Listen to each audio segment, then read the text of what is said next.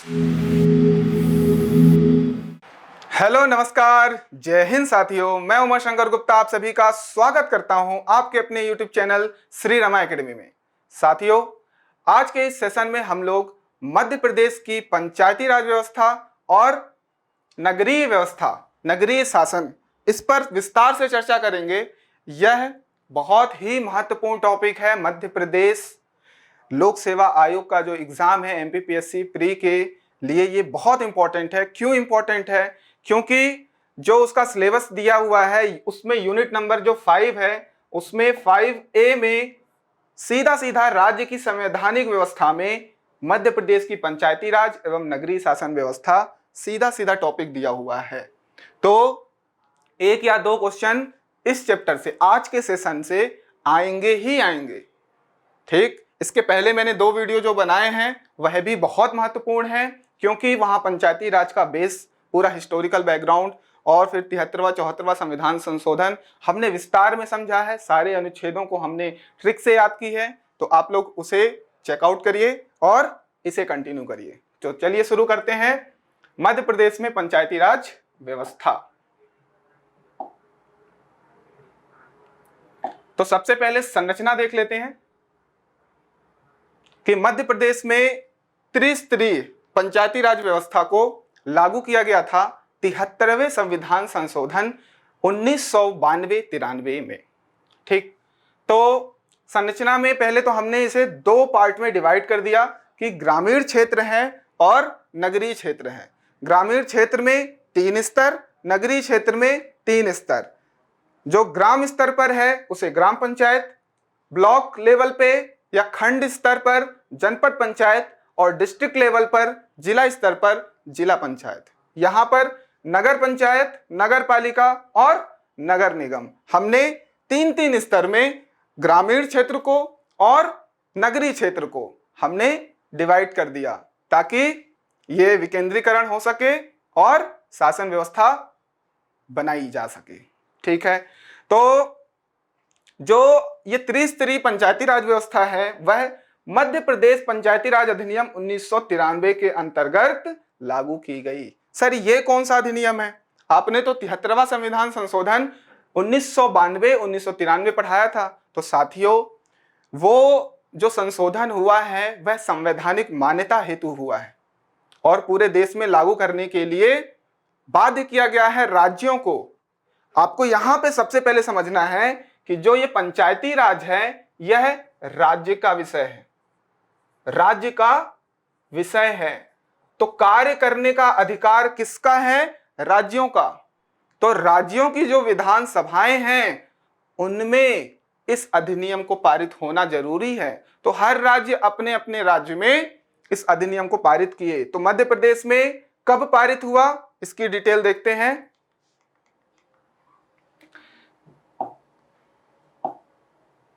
तो मध्य प्रदेश में जो विधानसभा है उसमें जो स्टेट लेजिस्लेचर है, विधानमंडल, विधानसभा, उसमें 30 दिसंबर 1993 को पारित होता है। उसके बाद राज्यपाल का जो हस्ताक्षर है 24 जनवरी 1994 को होता है और उनके हस्ताक्षर के बाद ही पूरे मध्य प्रदेश में 25 जनवरी 1994 को लागू कर दिया जाता है।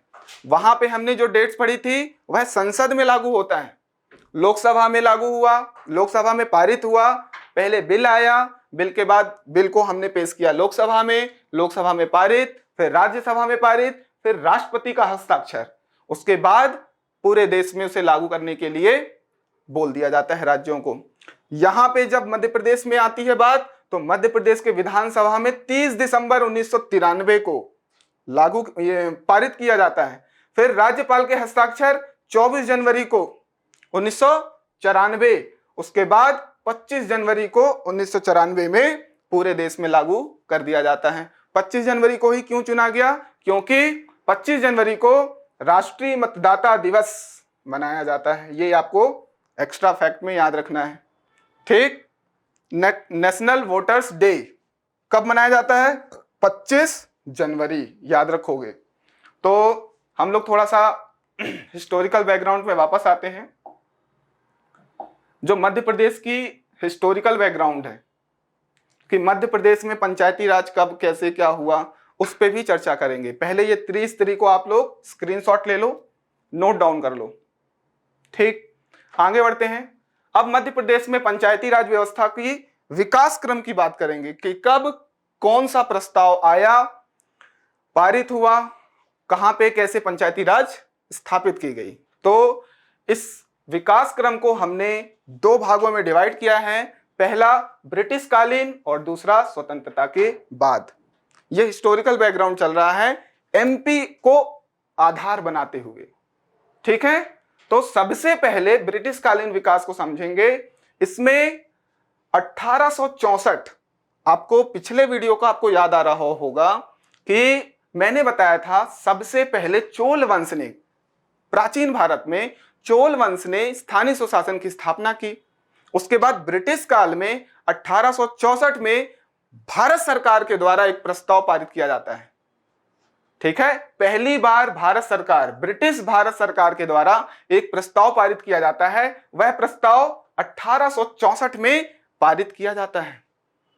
तो जब ब्रिटिश सरकार के द्वारा 1864 में प्रस्ताव पारित होता है, तो जो उस समय का मध्य प्रदेश था वहां पे कुछ ना कुछ इंप्लीमेंटेशन होगी ही होगी। तो क्या होता है, मध्य प्रांत की राजधानी नागपुर में 1864 ईस्वी में नगर पालिका परिषद की स्थापना की जाती है। सर ये मध्य प्रांत क्या है? मध्य प्रदेश साथियों, ये तो मध्य प्रदेश के गठन के बाद इसका नामकरण हुआ ना। उसके पहले क्या था? उसके पहले क्या था मैं आपको बताता हूं। सभी लोगों ने इसकी हिस्टोरिकल बैकग्राउंड को पढ़ रखा होगा, फिर भी देख लो।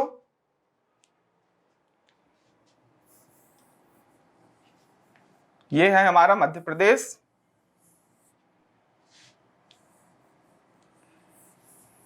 ठीक, यहां पे भोपाल है। ये वाला, इसको हमने क्या बोला था? पार्ट ए, जिसको सीपी बरार हमने बोला था, सीपी बरार। ये क्या है? पार्ट बी, मध्य भारत। और इसे पार्ट सी, विंध्य प्रदेश।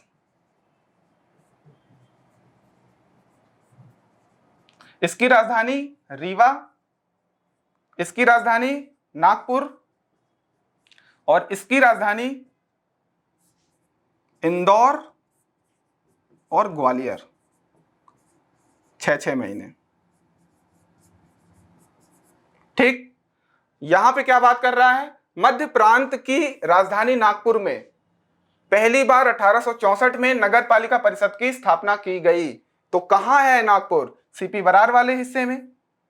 ठीक, नागपुर उस समय मध्य प्रांत का, सेंट्रल प्रोविंस का हिस्सा था।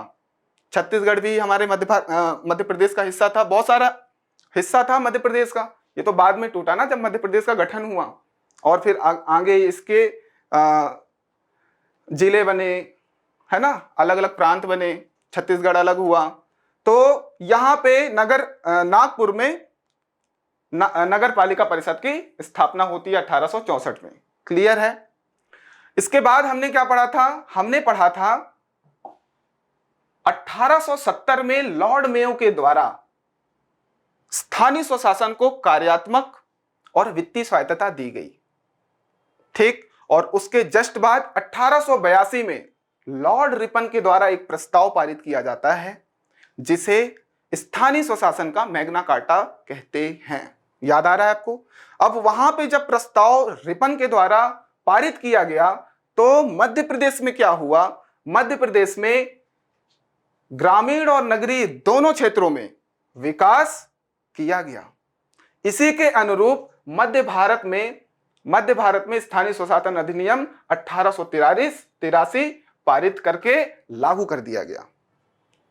ठीक है, वहां पे रिपन के द्वारा एक प्रस्ताव पारित किया गया, लॉर्ड रिपन के द्वारा, जिसे स्थानीय स्वशासन का जनक कहा जाता है। उनके प्रस्ताव को क्या कहा जाता है? स्थानीय स्वशासन का मैग्ना कार्टा।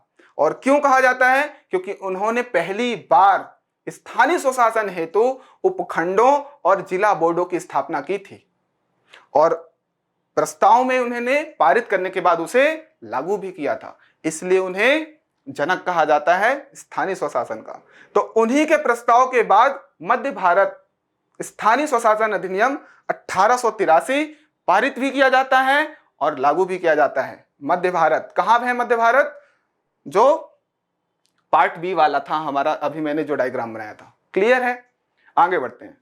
इसके बाद मैंने क्या पढ़ाया था? 1919 का अधिनियम, 1935 का अधिनियम, जिसमें जो स्थानीय स्वशासन है उसे केंद्र से राज्य का विषय बनाया गया और राज्य के विषय में हस्तांतरित विषय बनाया गया था। याद आ रहा है? तो उसी समय क्या हुआ? 1920 में होलकर स्टेट ने पंचायत कानून लागू किया। तो क्वेश्चन यहां पे क्या बनेगा कि होलकर स्टेट के द्वारा कब पंचायत कानून लागू किया गया? तो आप बोलोगे 1920 में। क्लियर है? प्रश्न कैसे आएंगे ये भी आप देखते चलो। ठीक, जिसका अनुसरण ग्वालियर स्टेट, देवास, धार, नरसिंहगढ़ और आदि रियासतों ने भी किया। जितनी भी रियासतें इससे संबंधित थी सभी लोगों ने इसका अनुसरण किया। सबसे पहले किसने किया? होलकर स्टेट ने 1920 में किया। ठीक, आगे मध्य प्रांत, जिसको सीपी बोलते हैं, सेंट्रल प्रोविंस, सीपी बरार, मध्य प्रांत और बरार ग्रामीण पंचायत अधिनियम 1920 के रूप में पारित करके महाकौशल क्षेत्र में पंचायत राज का शुभारंभ किया। महाकौशल क्षेत्र में पंचायती राज का शुभारंभ कब हुआ? तो 1920 अधिनियम के तहत हुआ, 1920 में। क्लियर है? ये कौन सा अधिनियम है? ग्रामीण पंचायत अधिनियम 1920।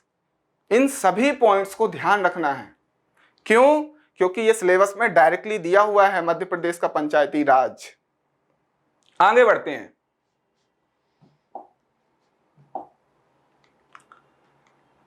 अब बात करते हैं स्वतंत्रता के बाद पंचायती राज का विकास। ब्रिटिश कालीन जितने भी पॉइंट्स थे आप लोग याद रखोगे। अब स्वतंत्रता के बाद मध्य प्रदेश पंचायत राज अधिनियम 1946 पारित किया जाता है और उसे लागू 1947 में किया जाता है। यह स्वतंत्रता के बाद की बात है। ठीक, उसके बाद बहुत इंपॉर्टेंट टर्म जनपद योजना। अगर क्वेश्चन आएगा जनपद योजना किससे संबंधित है तो स्थानीय स्वशासन से संबंधित है, पंचायती राज व्यवस्था से संबंधित है। क्यों बनाया गया, कब बनाया गया? तो इसे विकेंद्रीकरण मॉडल के लिए बनाया गया था। विकेंद्रीकरण मैंने आपको समझाया था, डिसेंट्रलाइजेशन। जब सत्ता का हमने क्या किया? विखंडन किया। हमने एक जगह शक्ति को केंद्रित ना करके उसे बांट दिया अलग अलग हाथों में। इसी को हमने विकेंद्रीकरण पढ़ा था और इसी मॉडल के लिए जनपद योजना लागू की गई। ठीक है, अब ये क्वेश्चन एक और पूछेगा, 1935 के अधिनियम के तहत इसे लागू किया गया था। तो आपको पूछेगा जनपद योजना किस अधिनियम से संबंधित है? तो अधिनियम 1935, भारत शासन अधिनियम 1935 से संबंधित है। फिर इस जनपद योजना को कब लागू किया गया? 1948 में। क्या इतनी बात क्लियर है? ठीक, आगे बढ़ते हैं। जनपद योजना प्रांतीय सरकार के स्वशासन मंत्री पंडित द्वारिका प्रसाद मिश्र, यह बहुत इंपॉर्टेंट नाम है, डीपी मिश्रा, कहीं कहीं ऐसे नाम आएगा इनका, डीपी मिश्रा। ये उस समय प्रांतीय सरकार के एक मंत्री थे, स्थानीय स्वशासन के मंत्री थे। इन्हीं के द्वारा जनपद योजना तैयार किया गया था। तो क्वेश्चन बनेगा जनपद योजना किसके द्वारा तैयार किया गया था? तो पंडित द्वारिका प्रसाद मिश्र के द्वारा। कब लागू किया गया जनपद योजना? 1 जुलाई 1948 में। सारे पॉइंट्स आप नोट करते चलोगे। आगे बढ़ते हैं। मध्य प्रदेश के गठन के पश्चात पंचायती राज का विकास। मध्य प्रदेश का गठन कब हुआ? तो 1 नवंबर 1956 में राज्यों का निर्माण होना चालू हुआ। आपको पता है उसी में मध्य प्रदेश का भी निर्माण हुआ, गठन हुआ। उस समय के बाद पांडे समिति बनाई गई। ये बहुत इंपॉर्टेंट है। हमने समितियों वाला जो चैप्टर है वो पिछले वीडियो में हमने पढ़ लिया।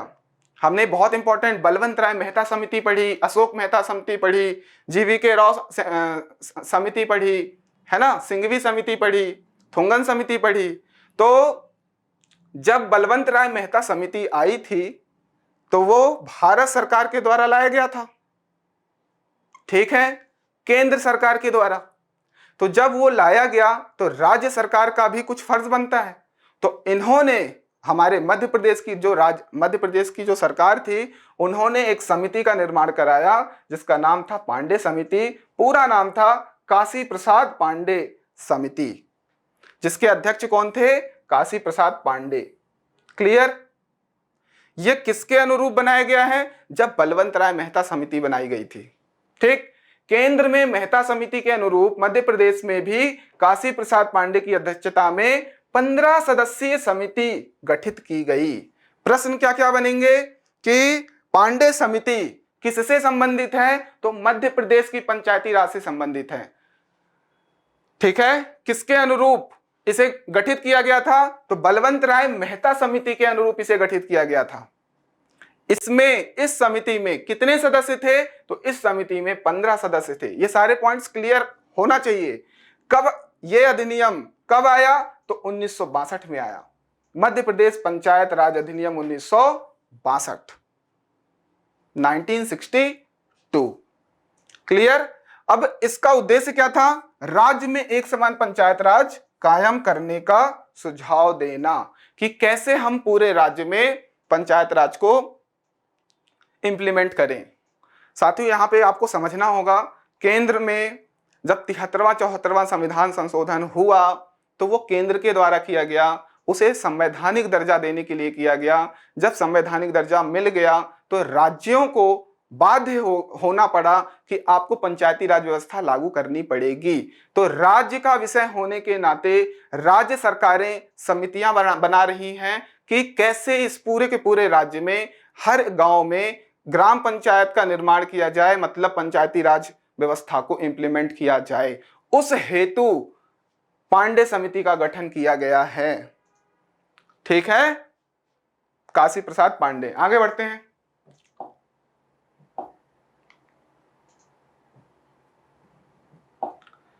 अब अंततः 73वां संविधान संशोधन अधिनियम के तहत मध्य प्रदेश में त्रिस्तरीय पंचायती राज व्यवस्था लागू की जाती है। सेंट्रल में 73वां संविधान संशोधन हो गया, पंचायती राज व्यवस्था बाध्य हो गई मध्य प्रदेश हेतु भी। इस प्रकार मध्य प्रदेश पंचायती राज अधिनियम 1993 के अंतर्गत त्रिस्तरीय पंचायती राज व्यवस्था लागू की गई। सेंट्रल में 73वां संविधान संशोधन 1992, 93, फिर यहां मध्य प्रदेश में मध्य प्रदेश पंचायती राज अधिनियम 1993 ये लागू कराया गया। मतलब विधानसभा में पारित, राज्यपाल के हस्ताक्षर, फिर पूरे मध्य प्रदेश में लागू करा दिया गया। ये मैं सब कुछ समझा चुका हूं। आगे बढ़ते हैं। ये याद रखोगे, 25 जनवरी राष्ट्रीय मतदाता दिवस, नेशनल वोटर्स डे।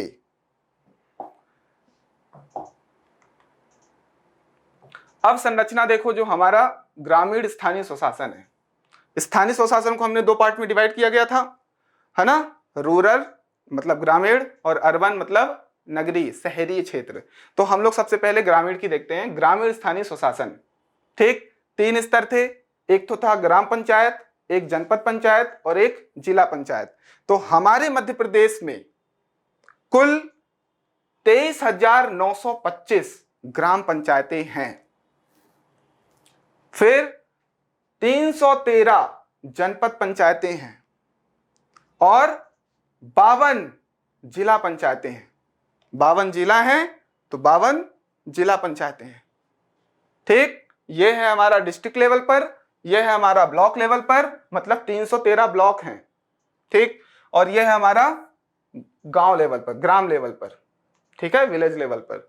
तो इन डेटा को आपको याद रखना है। सर, किस आधार पर हमने बनाया ग्राम पंचायत, फिर जनपद पंचायत और जिला पंचायत? तो आबादी के आधार पर। जिस गांव की आबादी 1000 या उससे अधिक है तो हमने उसे ग्राम पंचायत बना दिया। अगर आबादी 5000 से ज्यादा है तो हमने जनपद पंचायत बना दिया। अगर आबादी 50,000 से ज्यादा है तो हमने जिला पंचायत बना दिया। क्लियर। अब वार्डों की बात करते हैं, कितने वार्ड बनाए जाएं। अगर ग्राम पंचायत बनाया तो 10 से 20 वार्ड। सर ये वार्ड क्या होता है? बच्चों, एक गांव है, गांव के हमने 10 हिस्से कर दिए, ठीक। अब इन 10 हिस्सों में एक एक पंच बिठा दिया कि आप इस वार्ड के पंच हो, इस वार्ड के ये पंच होंगे, ये पंच होंगे, और सभी का एक मुखिया बना देंगे, सरपंच बना देंगे। तो वार्ड समझ में आ रहा है? हमने क्या कर दिया है, एक गांव को डिवाइड कर दिया है, 10 भाग में डिवाइड कर दिया है। तो वार्डों की संख्या कितनी होगी? 10 से 20 होगी। अगर आबादी 1000 है तो 10 वार्ड बनेंगे। आबादी 1000 से अधिक है तो 10 से अधिक वार्ड बना सकते हैं, अधिकतम 20 वार्ड बनाया जा सकता है। जब जनपद पंचायत की बात करेंगे तो वार्डों की संख्या 10 से 25, मिनिमम 10, अधिकतम 25। और जब जिला पंचायत की बात करेंगे तो वार्डों की संख्या 10 से 35, मिनिमम 10 और मैक्सिमम 35।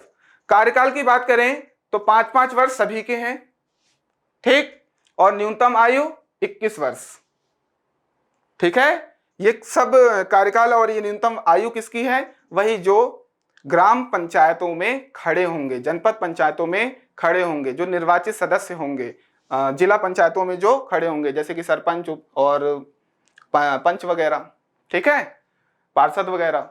आगे बढ़ते हैं, इसे आप नोट डाउन कर लो, स्क्रीनशॉट लेना है ले लो।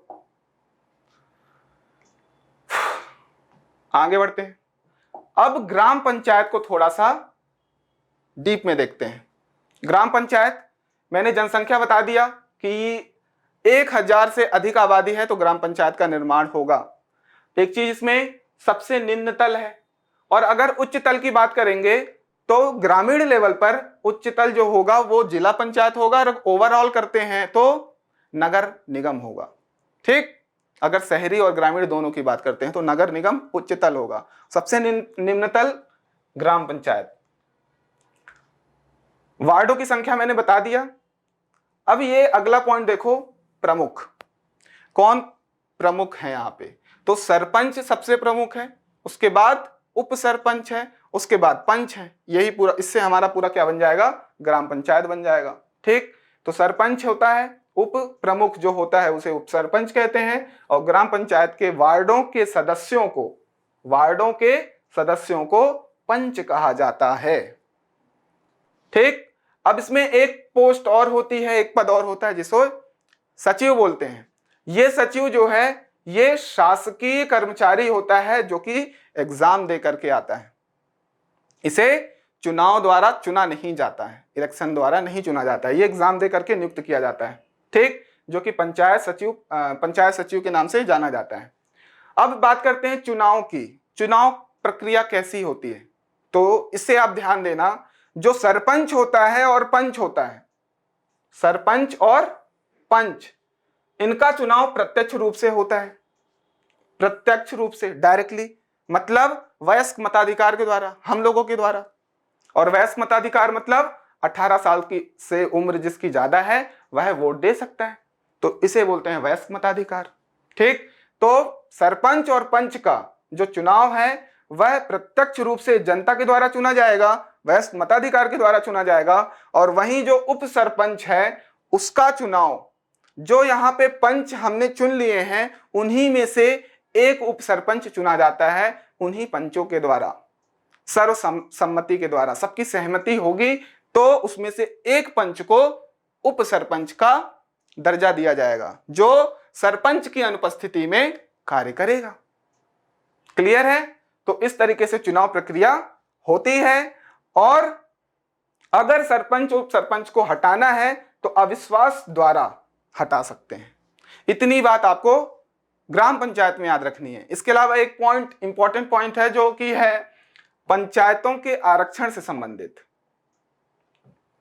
आरक्षण कैसे होगी?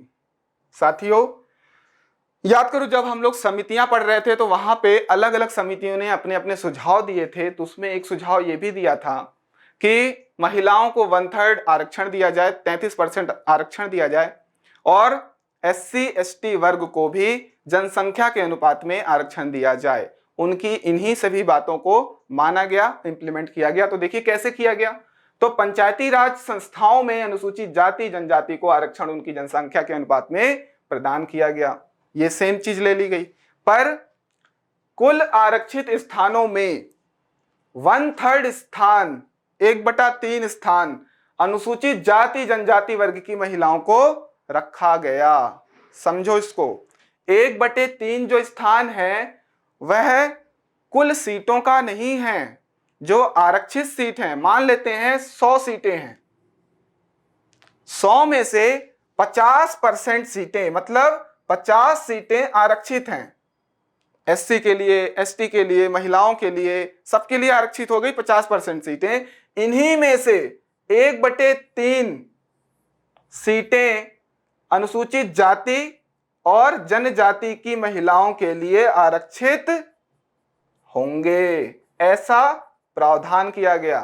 परंतु 23 मार्च 2007 के बाद क्या हुआ, पंचायतों और स्थानीय निकायों, मतलब नगर निगम वगैरह भी, नगर वाला जो हमारा रूरल क्षेत्र है उसमें भी महिलाओं को 50% आरक्षण देने का प्रावधान किया गया। सोचो, मतलब 100 सीटें हैं तो 100 में से 50 सीटें महिलाओं के लिए आरक्षित हैं। ये कोई कैटेगरी के लिए नहीं है, ये पूरी महिलाओं के लिए है। इसको आपको समझना जरूरी है कि 100 में से 50% सीटें महिलाओं को आरक्षित कर दिया गया। ये कब किया गया, 2007 में, 30 मार्च 2007 में। ये बहुत इंपॉर्टेंट है। ठीक, अब इसमें बात आती है कि मध्य प्रदेश में इंप्लीमेंटेशन कब हुआ इसका। तो मध्य प्रदेश दूसरा राज्य है महिलाओं को 50% देने वाला। पहला कौन है, बिहार है। भारत में बिहार के पश्चात मध्य प्रदेश महिलाओं को 50% आरक्षण देने वाला दूसरा राज्य है। क्या इतनी बात समझ में आई। तो आरक्षण वाले क्षेत्र, इसमें पॉइंट में अगर आप देखोगे तो एससी एसटी वर्ग को उनके अनुपात, जनसंख्या के अनुपात के अकॉर्डिंग, उसके बाद महिलाओं को 50%, ये डायरेक्टली याद रखो, महिलाओं को 50% आरक्षण है। और एससी एसटी कैटेगरी की जो महिलाएं हैं उनको कुल आरक्षण का 1/3 स्थान दिया गया है। ठीक, और हमारा मध्य प्रदेश जो है दूसरा राज्य है महिलाओं को 50% आरक्षण देने वाला। ठीक है, आगे बढ़ते हैं।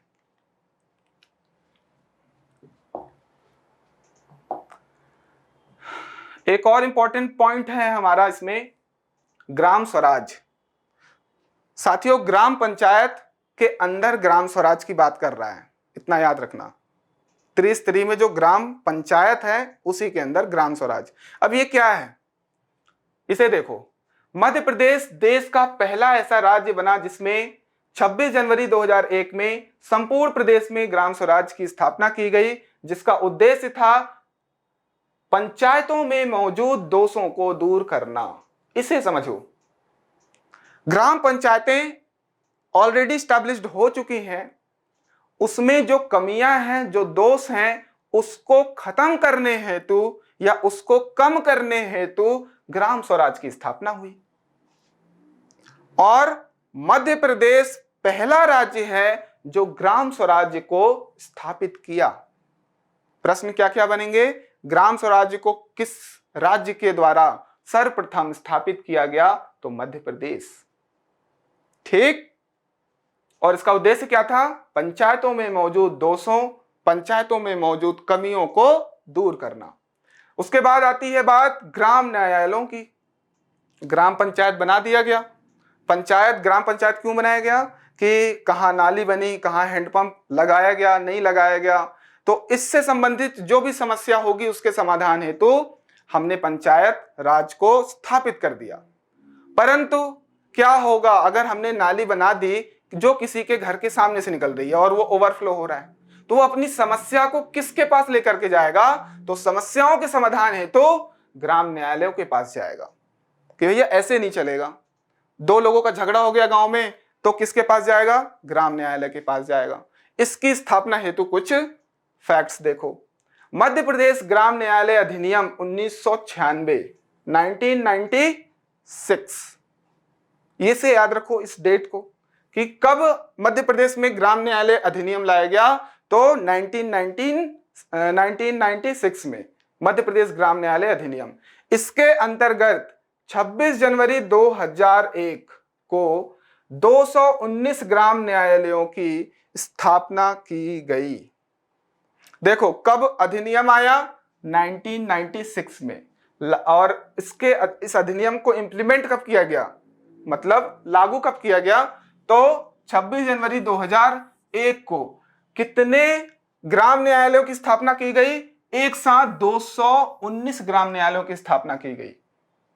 ठीक है, जिसमें पहला ग्राम, आपको पूछेगा पहला ग्राम न्यायालय कौन सा और कहां पे स्थापित किया गया, तो आप बोलोगे मध्य प्रदेश के नीमच जिले में, जो नीमच जिला है उसके झांतला गांव में मध्य प्रदेश का पहला ग्राम न्यायालय स्थापित किया गया।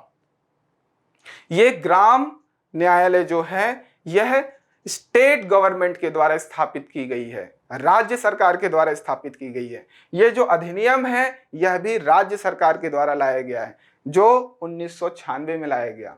अब भारत सरकार की बात समझो। भारत सरकार के द्वारा जो सेंट्रल में है, सेंट्रल गवर्नमेंट, केंद्र सरकार, 2 अक्टूबर 2009 को बैरसिया भोपाल में प्रथम ग्राम न्यायालय की स्थापना की गई। सर ये कैसी बात है, समझो इसको। भारत सरकार के द्वारा अलग ग्राम न्यायालयों की स्थापना की जा रही है और राज्य सरकार, मध्य प्रदेश राज्य सरकार के द्वारा अलग। तो सबसे पहले ये दो जो पॉइंट हैं ये मध्य प्रदेश सरकार के द्वारा है। मध्य प्रदेश सरकार के द्वारा अधिनियम लाया गया 1996 में। मध्य प्रदेश सरकार के द्वारा नीमच जिले में झांतला ग्राम में पहला ग्राम न्यायालय की स्थापना की गई। और अगर केंद्र की बात करें तो 2009 में, 2 अक्टूबर 2009 में भोपाल का एक स्थान है बैरसिया, वहां पे स्थापित की गई। तो यहां सेंट्रल का बाद में है, ये याद रखोगे, कंफ्यूज मत होना कि केंद्र सरकार का पहले होगा, राज्य सरकार का बाद में, नहीं। ठीक, नोट डाउन कर लो। आगे बढ़ते हैं। नगरीय स्थानीय स्वशासन। देखो अब ग्रामीण स्तर पर, ग्रामीण क्षेत्र पर हमने सारी बातें, सारे पॉइंट, सारे फैक्ट्स देख लिए। अब नगरीय स्थानीय स्वशासन की जब बात करते हैं तो नगरीय स्थानीय स्वशासन को फिर से हमने 3 पार्ट में डिवाइड किया था। नगर पंचायत जिसकी संख्या 294 है मध्य प्रदेश की, ठीक, नगर पालिका जिसकी संख्या 98 है, और नगर निगम जिसकी संख्या 16 है। अगर इनकी संख्या में कुछ बढ़ोतरी या कमी होती है तो मैं कमेंट में डाल दूंगा। अभी जो डेटा मिला मैंने यहाँ पे आपको दिया है, ठीक है, क्योंकि ग्राम पंचायतों की जो संख्या है वो बढ़ती है ना, समय समय पर बढ़ाया जाता है। ठीक, तो अब नगर पंचायत का जो निर्माण किया गया, स्थापना की गई, किस आधार पर किया गया, तो 5 से 20 हजार अगर जनसंख्या है तो वहां पर नगर पंचायत का स्थापना किया जाएगा। वहां ग्राम पंचायत का कितना था, 1000, याद आ रहा है। उसके बाद नगर पालिका की स्थापना 20,000 से अधिक जनसंख्या होगी तो स्थापित की जाएगी, और अगर 1 लाख से अधिक जनसंख्या है तो नगर निगम की स्थापना की जाएगी। ठीक, अब वार्डों की बात कर लें तो इसमें 15 से 40 वार्ड बनाए जा सकते हैं, इसमें 15 से 40 और इसमें 15 से 85। ठीक, कार्यकाल सबका 5-5 वर्ष। प्रमुख की बात कर लेते हैं। नगर पंचायत का जो प्रमुख होगा उसको अध्यक्ष बोलते हैं, नगर पालिका का जो प्रमुख होगा उसे भी अध्यक्ष बोलते हैं, और नगर निगम का जो प्रमुख है उसे महापौर बोलते हैं। ये इंपॉर्टेंट है। ठीक, अब यहां पे एक और इंपॉर्टेंट पॉइंट है कि मनोनीत सदस्य के बारे में, है ना। तो नगर पंचायत में 2 मनोनीत सदस्य होते हैं। देखो बेटा, मनोनीत सदस्य कौन है, जिसे चुनाव के द्वारा चुना नहीं गया है, वयस्क मताधिकार के द्वारा नहीं चुना गया है। मनोनीत मतलब होता है कि हमने आपस में सलाह मशवरा करके 1 लोग को, 2 लोग को चुन लिया, तो 2 लोगों को मनोनीत किया जाएगा नगर पंचायत में, 4 लोगों को मनोनीत किया जाएगा नगर पालिका में, और 6 लोगों को मनोनीत किया जाएगा नगर निगम में। इसे आपको याद रखना है। ठीक, ये थी संरचना नगर निगम की। बोलते हैं स्थानीय स्वशासन जो शहरी क्षेत्रों की है, ठीक, जिसको नगर पालिका क्षेत्र जिसको आप बोल सकते हो। आगे बढ़ते हैं। कुछ फैक्ट्स हैं जो कि नगरीय स्थानीय स्वशासन से संबंधित हैं, इसे देखते हैं और सेशन को खत्म करते हैं। चलिए, नगर निगम यह नगरीय स्थानीय स्वशासन का सबसे उच्चतर होता है, मैंने आपको बताया था। और नगर निगमों की संख्या, ये जो हमने 16 पढ़ी है ना, नगर निगम सबसे उच्चतर, ठीक, इनकी संख्या कितनी है? 16 है मध्य प्रदेश में।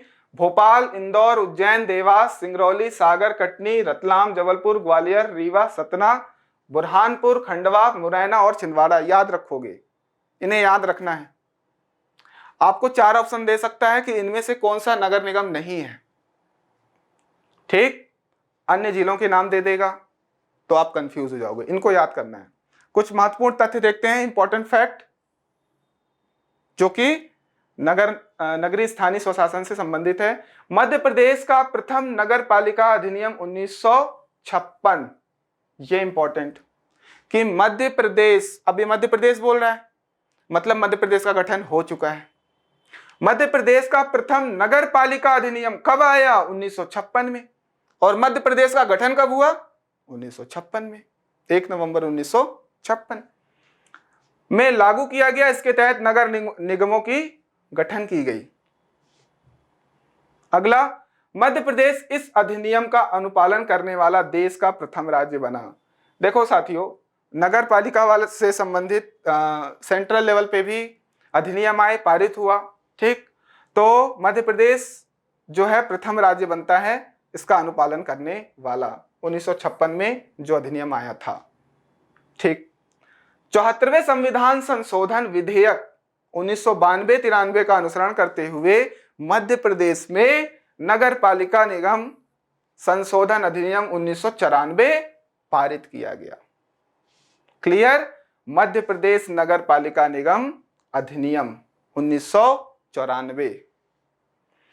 जैसे 73वां संविधान संशोधन पंचायती राज से संबंधित था, 74वां जो है वो नगर पंचायत से संबंधित है, उसी को यहाँ पे इंप्लीमेंट करने की बात कर रहा है कि 1994 का अधिनियम लाया गया जो कि मध्य प्रदेश का अधिनियम से संबंधित है, ठीक।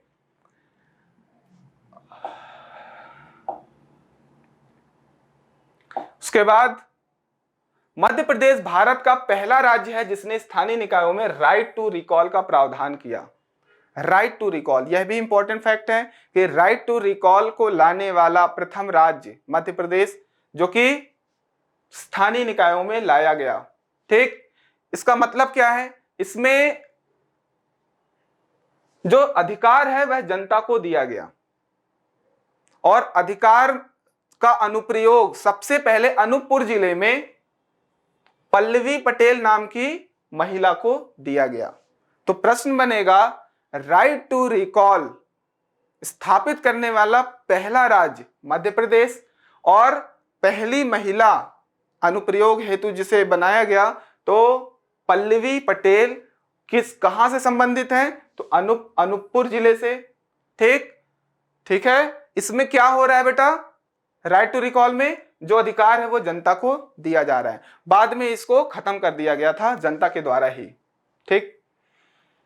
अब यहां पे एक इंपॉर्टेंट फैक्ट, मध्य प्रदेश की पहली किन्नर महापौर जो कि कटनी नगर निगम से संबंधित हैं, उनका नाम है कमला जान, जो कि 1999-2000 में इनको निर्वाचित किया था।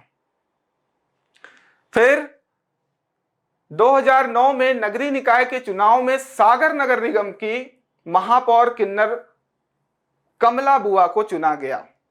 तो कमला बुआ जो है वो सागर नगर निगम से संबंधित हैं और कमला जान जो है वो कटनी नगर निगम से संबंधित हैं, ठीक। पहली अगर किन्नर महापौर की बात करेगा तो कमला जान, ठीक है। मध्य प्रदेश की सर्वप्रथम नगर पालिका का गठन, सर्वप्रथम नगर पालिका का गठन मध्य प्रदेश 1864 में। देखो साथियों, 1864 है, 1964 नहीं है, इस पे ध्यान दोगे। अगर पूरी हिस्ट्री की बात करें कि कब मध्य प्रदेश में पहली बार नगर पालिका का गठन किया गया तो 1864 में जबलपुर में किया गया, बहुत इंपॉर्टेंट। ठीक है, उसके बाद ग्वालियर नगर निगम का गठन जो किया गया वो 1887 में, 1887। ठीक है, स्वतंत्र भारत, ये भारत जब स्वतंत्र नहीं था तब की बात है। स्वतंत्र भारत में मध्य प्रदेश की प्रथम नगरपालिका गठित की गई, कब? 1960 में। कहां? दतिया में। ये आपको याद रखना है, दतिया याद रखो। 1960 में मध्य प्रदेश की प्रथम नगर पालिका स्थापित की गई दतिया में। क्लियर है? तो ये सारे फैक्ट्स थे जो कि एमपीपीएससी से संबंधित बहुत महत्वपूर्ण हैं। ठीक, अन्य एग्जामों के लिए भी बहुत महत्वपूर्ण है। तो आज का सेशन हम लोग यहीं तक रखते हैं। ठीक है, ये हमारा टेलीग्राम ग्रुप है श्री रमा एकेडमी, इससे आप जुड़ जाइए और मैं लिंक नीचे डिस्क्रिप्शन में भी शेयर कर दूंगा। ठीक, तो आपको कोई भी प्रॉब्लम अगर इस पूरे सेशन में, पूरे पंचायती राज में कहीं पे भी अगर कोई दिक्कत आ रही है, आप कमेंट सेक्शन में पूछ सकते हैं। तो आप लोग अपना ध्यान रखिए, स्वस्थ रहिए, मस्त रहिए, खूब पढ़ाई करिए और प्यार बनाए रखिए। धन्यवाद।